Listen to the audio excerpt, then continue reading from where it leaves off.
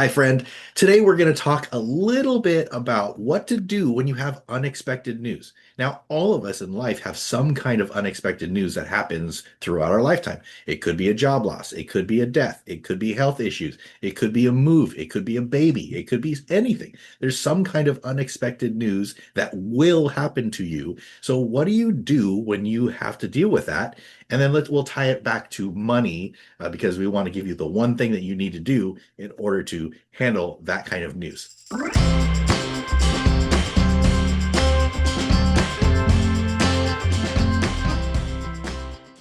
Mike, what do we do? Unexpected news. Oh my gosh, I'm panicked. What do I do first? And it depends on what it is. And sometimes it feels bigger than it is. So one of the first things that I like to do is how big is the problem? Like just assess how big is it? You lost your job. I think at this point, great. But when I only had one source of income back in when I had debt and living paycheck to paycheck and all these things, it would have been really stressful. I would have had a very different feeling than I do now. So oftentimes I say, how bad is it? And I say, great when you lost your job because, well, most likely you're going to find a job that pays even more. Now that's a job loss. What about a death, right? There's multiple things to this. I actually had a peer that just passed away, married, kids. She's 40 years old. No, man, that's a very different feeling for the rest of the family that has been left behind. And then the last thing that we kind of touch on is health, right? What if you are a person that works with their hands and you actually did just lost a hand because of a job accident? Well, that's very real. You're still alive, but now you don't have a hand. Most likely your dominant hand that you've lost as well. It's true. So it's Yeah. all scary, but I want you to assess how bad is the problem. Yeah. I think that's the biggest thing. Like I would say is kind of like what you're talking about here is you have to deal with the personal feelings first. Because I mean, we were talking before, it's like if you go through some kind of traumatic event, whether it's small, medium, or large, if you are scatterbrained and panicked and you don't know what to do or you're hurt or whatever, like emotionally, you're not going to make quality decisions. You're just not. You're going to be like all over the place. Sometimes you find yourself staring off. You've got to take care of your inner person first.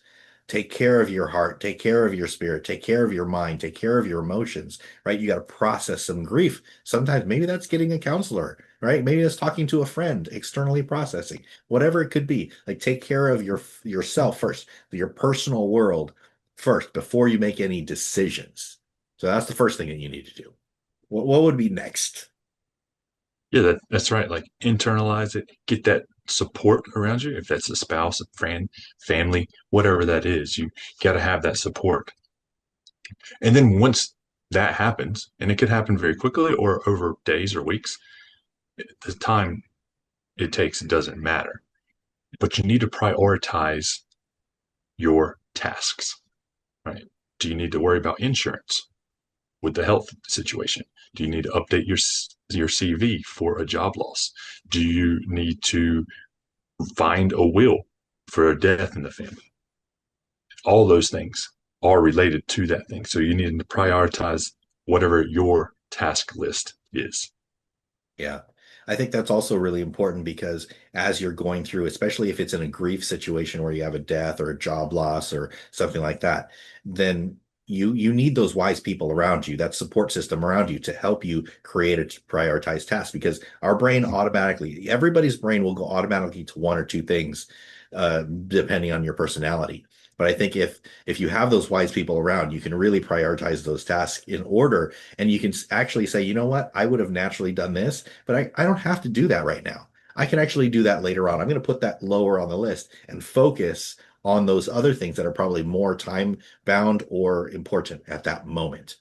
So that's really, really great that that prioritized task list is going to be available so that you can go straight to that to say, okay, here's what's next.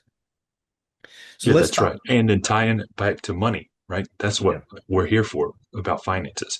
Somewhere on that priority list needs to list money of some kind. So, Jason, could you share with if you were in a situation, what would you do first when it comes to finances? Yeah. The first thing I say is like, you got to somehow get access to cash in any situation. It costs money. Anything costs money, whether it's a job loss or whether it's a baby or whether it's a move or like, so you got to have access to cash. So if you don't have access to cash, then we'll take you that next step in a second. But you have to have access to cash. So if it's freeing up some money that you have in CDs or in the bank account, or maybe depositing a check early or whatever it could be, like get access to cash. You need to have that because there are going to be things that you need to do on your priority list that costs money. And if you have access to some of that cash, it's going to be a lot easier for you to make sure you can get that priority done first. So that's, I think, financially, that's the first thing you do. Figure out how to get access to cash. Yeah. And that's on both sides of the equation. Remember, income and expenses, Mm. meaning, is there anything that you can sell or where can you reduce, right?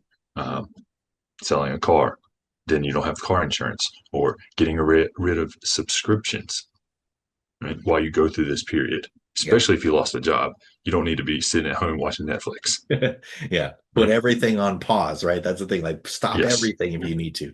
And if another thing you've talked about this before, Mike, too, is when you're trying to get organized with your money or get out of debt or anything like that, like, if you're using credit cards, like chop them up, cancel them, do whatever you need to do so that you don't have those expenses keep coming in that you've forgotten about in this process. For sure. Like cancel everything so that it bounces back and you don't get charged for it. Okay. What Yeah, are the that's right. things? That's one of the worst things you can do is go backwards financially in a situation of death, job loss, or a health scare. Right? We want Yeah. to maintain where we're at. Right? Selling things that we don't need to pay for the bills that are coming, other than going further into debt. Yeah. And that leads me to promoting our getting out of debt, our budgeting and debt elimination course. All right. If you're in this paycheck to paycheck cycle, make sure you jump into the course and you'll see a link below this video. Yeah, that's great. Okay, so if all of this stuff happens, let's pretend, like, again, we're back into the finance realm. Like, if it is a job loss, if it is something that I need to get money to, I don't have access to a lot of cash. What do I need to do last? Like, what is the thing that I need to do at that point? Well, I mean, find a job, right? We got to bring in some income. I mentioned briefly selling things, but if you have lost a job and let's say that you're used to working in a corporate office, maybe even C-suite, I don't know, and you're making $100,000 or more a year, it doesn't matter as long as you start having income immediately. If that's going to clean houses, if that is working with your hands that you haven't done in a long time, right? It doesn't matter what it is. Just start bringing income because $30,000 a year is better than $0 a year. Yeah. That's really important to also note, getting over that ego that we would have of, well, I was making $80,000, I was making 100,000, I was making $200,000, and you're expecting me to go work at a grocery store or the library or a box store. Like, yeah, if it means putting food on the table, you do what you got to do.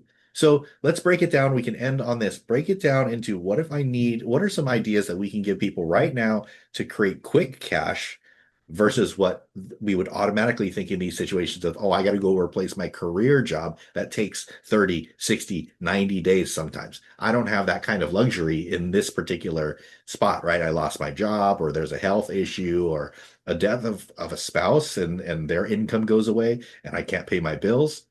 So we would say you got to make some quick cash. So what are a couple of ways quickly that somebody can make some cash almost instantaneously outside of selling something? Oh, that was my favorite, right? So my favorite is selling it because most likely you're not even using things.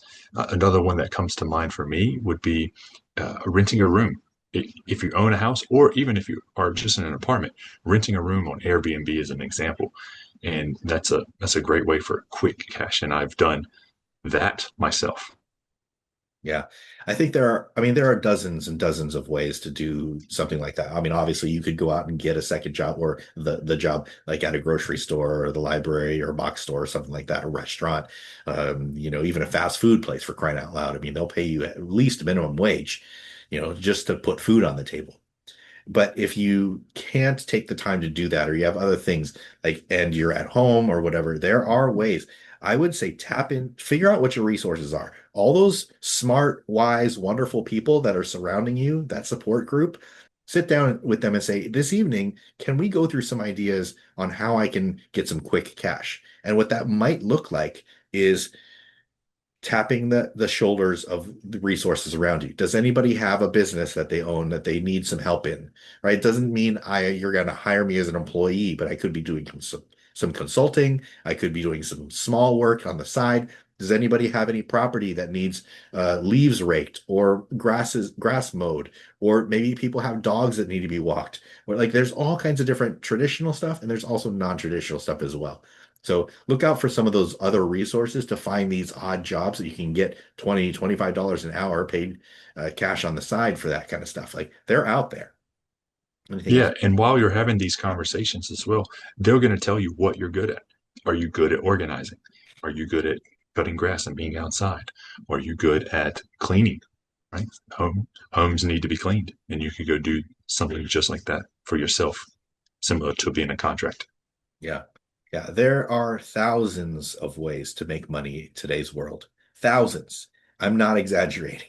So you just need to figure out what you're good at, what matches what you would want to do. And this isn't a forever career job. This is truly just to put food on the table right now, cash immediately, right? What can you do to earn money? And most of you have some kind of experience, some kind of skill, some kind of passion, something that other people need. And if you have that, they're willing to pay you for sure, something. So those are ways to get quick cash, get access to cash immediately if you are in one of these unexpected event situations. Mike, is there anything else that you want to add to wrap up the video for today? No, that's it. If you're looking, if you've stayed with us this far, you're most likely where Jason and I have been, and that is living paycheck to paycheck, Yeah. right? Looking for additional income, or you've something bad has happened in your life, which is all of us, but you're now on YouTube watching this. We have your back, right? This is why we've created our ILMA community, Ideal Life and Money Academy, right? We teach you from the ground up how to live your ideal life, get out of debt, and invest for your future. So be sure to check out all of our resources. Yeah, absolutely. Thanks, friends. Go out, make some comment in the comments below. What are you doing to make that quick cash? What happened to you? We can share as well. Okay, thank you. We'll see you in another video.